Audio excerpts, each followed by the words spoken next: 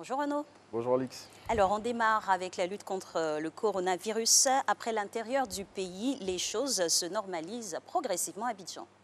Bonjour à tous. Tout à fait. Le Conseil national de sécurité qui s'est réuni hier a pris des mesures pour soulager les populations du Grand Abidjan. Parmi ces mesures sur lesquelles on revient, il y a notamment la levée du couvre-feu à compter de ce vendredi 15 mai 2020, la réouverture des maquis et restaurants ou encore la reprise des cours, tout en invitant les populations à continuer à respecter les mesures barrières. Le Conseil national de sécurité, selon l'expression, a souligné qu'il prendrait les mesures appropriées en fonction de l'évolution de la pandémie. Autre organe de presse, même sujet, levée des mesures restrictives du Grand Abidjan.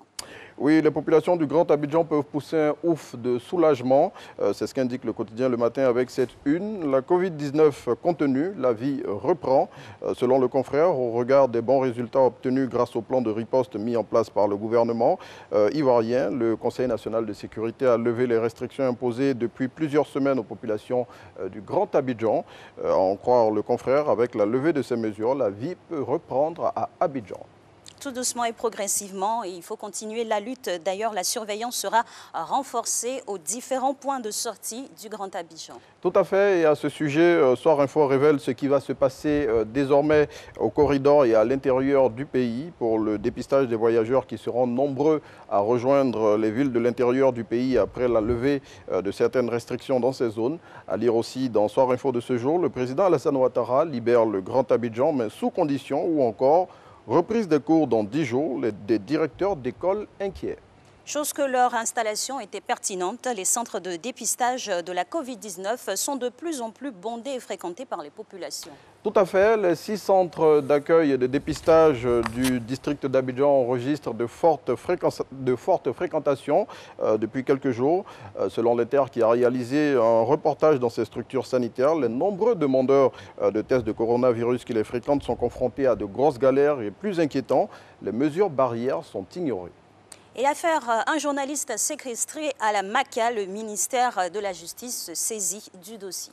Oui, le ministre Sanson Cambilé confirme l'ouverture d'une enquête après l'agression du journaliste Claude Dassé le 6 mai 2020 à la maison d'arrêt de correction d'Abidjan. Cette affaire, on se le rappelle, a suscité une vague d'indignation et de déclarations, notamment des organisations professionnelles des médias. Selon l'intelligent d'Abidjan, le garde des Sceaux, ministre de la Justice, révèle qu'il y aura une suite à cette affaire. Que nous allons suivre, bien évidemment. À la une de Biche de cette semaine, en Côte d'Ivoire, il n'y a pas de petites élections. Oui, selon le confrère, toutes les élections qui se déroulent dans notre pays sont toujours très disputées.